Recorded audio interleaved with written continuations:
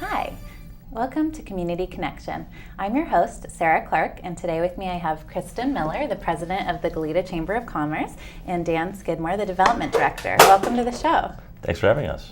So we're here today to talk about the Goleta Lemon Festival, and I see you're both wearing Lemon Festival attire, so thank you. Yes, we're very excited to be here and to get to talk about our favorite thing. Mm-hmm. So let's first talk a little bit about the history of the Goleta Lemon Festival and how long has it been going on here? Well, this will be our 23rd year this year, so we're already in the planning stages, gearing up for a great festival this fall. And this will be the 23rd year that the Chamber has put it on, with great help from a very active committee of volunteers who really make this the premier event in Goleta each year. Absolutely. So when is the Lemon Festival? September 20th and 21st this year. So mark your calendars now, and we'll be reminding people as it gets closer. But great thing to look forward to at the end of your summer. And where is it exactly? Gersh Park, Okay. Our favorite place. It's been there for 12 years now, I believe, where we get to spread out a little bit, and it's easy to park and free admission. So we'll be back at Gersh Park, which everyone knows, I'm sure, is behind the Entrepreneurial marketplace, Right. where Costco is. Yeah. Yes, exactly. So let's talk a little bit about what you can find at the Lemon Festival for those viewers who haven't yet been. What kind of entertainment can you find? The entertainment is awesome. It's one of the best parts because we have music, dancing, and entertainment all day, both days. So we bring in some great, unique bands, mostly local, but then we also have these fantastic shows from the local school groups, you know, so the dance troupes and local choruses and bands, and so you really get to see our Goleta kids on display. Oh, wonderful. And so I know I've heard about the Fall Classic as part of the Lemon Festival. What exactly is that? It's a fantastic car show, so they have like 100 plus classic old cars, and some are just fabulous to see. And if you're a car buff at all, it's a great place to go. So, so it sounds like this is an event for the whole family. It really is. And there's something for everybody. That's right. So one of my favorite parts of the Lemon Festival is the food. I knew you were going to say that. Let's talk about what kind of lemon food you can find. All kinds of treats and some things that you can only get once a year at the Lemon Festival, like the famous lemon ale brewed by Hollister Brew Company. Anna's Bakery provides us thousands of handmade, home-crafted lemon meringue pies. Oh. She also provides the lemon bars. Bacara will be back this year with their famous lemon tarts, as well as, let's see, lemon ice cream from McConnell's, lemon cotton candy. Have you ever tried that? No, I haven't tried that. Not to be missed. And then we'll sprinkle in a few new items. We always try to find something unique that someone's willing to do, a lemon chicken, or who knows what surprises we might have this year. And is there a pie eating contest with all those pies? There is. Oh, wow. Don't miss it. So this is awesome. Each day at noon, and we always get tons of emails and requests of how do I sign up. But the thing is, you really just show up. Okay. And we'll choose from the crowd. And so the pie eating contest is at noon each day, once on Saturday and once on Sunday. And if you've never seen that, it is funny. So what is the record for how many pies have been eaten? Nobody's ever eaten more than one. The trick, it's not about quantity, it's about no hands. Oh. So they have to eat the pie. So it's whoever eats it the fastest? The most. Or the most. But I guess that is quantity. But yeah, Yes, the fastest and the most with no hands. So that's what makes it kind of funny. I would like to, there's some friends I would like to see do that. Yes, we do an over and under. So there's Yeah. a kid version and then the adults really go for it. Oh, that's wonderful. And what other kinds of activities can you find at the Lemon Festival? Some of the events will have wall climbing this year. Also, there'll be pony rides, things for the kids, some other games for the kids as well. So it's really more of a festival kind of atmosphere for it. So we'll see a lot of excellent items for the kids to do. So some of the events we'll have. Wonderful, and I know there's a lot of volunteers involved in putting on the Lemon Festival. We have some fabulous volunteers at Cox that I know help out, and we're also really proud to be a sponsor because we love the Lemon Festival. But how do volunteers get involved, and what kinds of things can they do? We love the Cox volunteers and the sponsorship. Thank you for that. As well as Marburg, our top sponsor. A lot of businesses in town sponsor. They also send us teams of volunteers. It takes over 150 people to do this both days, especially when you count Friday for setup. So really, people love it. You get a free T-shirt if you sign up. You can sign up on our website, lemonfestival.com, or send us an email, and then we'll put you in the schedule. And it's a great way to meet people, give back to your community, and then most people we find stay for a couple of hours after their shift and have a little pie. It's also a great way for students to get their community hours in, plus free lunch. Yes. It's a win-win. Sounds great. So now, all the money that you raise, who does that benefit?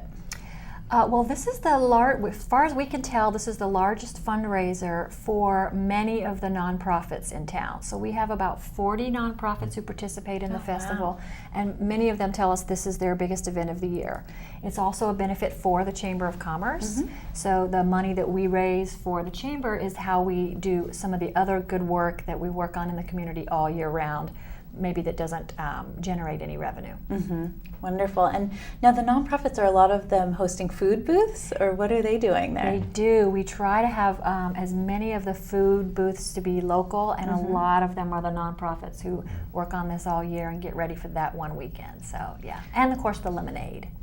And so now, what is obviously the Goleta Lemon Festival? There's some history to lemons in Goleta. Can you share with us a little bit more about that history? It's true. It's really the perfect festival for us because it shows the history of a business in Goleta, because the Goleta lemon packing plants were a big part of our business community history.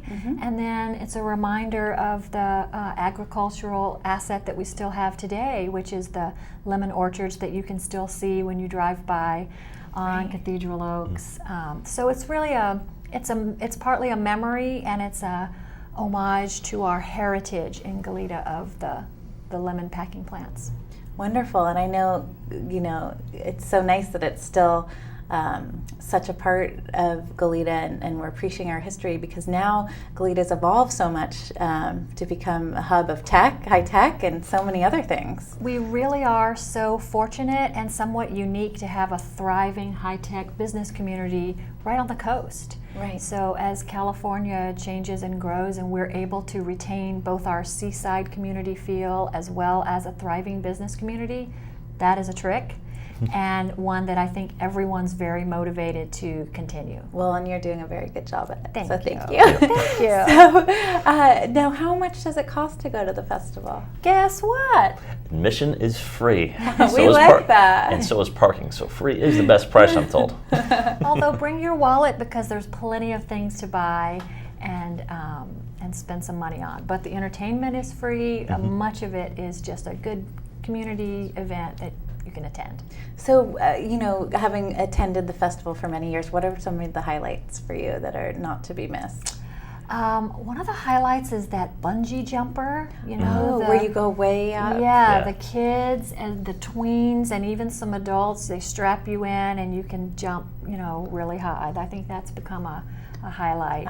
And then the past 2 years, we've added something called Bubble Fun, where it looks like a little hamster wheel. The kids get inside, it's on water, and you climb around. It's hard to describe. Is it maybe a clear it's a big ball clear thing plastic that you ball crawl around in water? It's really a lot of fun. Wow. For your kids, a little floating field, it's really nice. I've never seen one of those. I would say one of the other highlights, frankly, is the Cox booth right next to the beer tent, where you have TV set up for us there, and you can relax in the shade with a lemon ale. And we didn't want people to be able to miss their favorite games while they were at the Lemon Festival. So well, thank you for I'm glad that came together. Yeah. So great. And there's just, it's so exciting. There is one other aspect I have not mentioned yet. Oh, please do. We must not forget Safety Street. This Oh, is what's an this? element we added, several years ago now, and it's so popular. We bring it back every year. So up on Santa Felicia Drive, both days, we have Safety Street, which is, we still think, the largest display in the county of your safety and emergency response equipment. Oh, So the interesting. firefighters, Oh, wow. the dare car, they usually bring us one of the hook and ladder trucks with the giant ladder. Oh, wow. And the kids love it. So they get to climb on the trucks and see each of these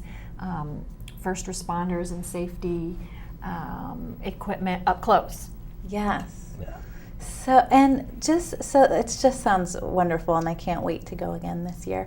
And just to talk a little bit more about how Goleta's evolved. We were talking about the high-tech industry juxtaposed with our incredible heritage of the orchards and everything. Can you tell our viewers just a few other highlights about the other types of businesses that are popping up in Goleta right now, and what's exciting news at the Chamber as far as that goes? I think our exciting news is GEM, the Goleta Entrepreneurial Magnet. Yes.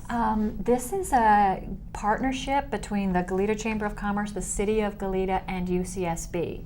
So that in itself marks a turning point in history where we have a city to be able to work together with the university and the chamber, really on an economic development proposal. So the whole idea of GEM is to help startup businesses thrive, with a little emphasis that we would like them to thrive in Goleta. Right, of course. Well, what better place? You have the Lemon Festival. You got it. And so what is the incentive to keep them in Goleta? How do you go about doing that? Well, so through the Entrepreneurial Magnet, we're offering them some services, some mentoring, some help, and then by partnering with UCSB and the city can offer a helping hand if they need a permit.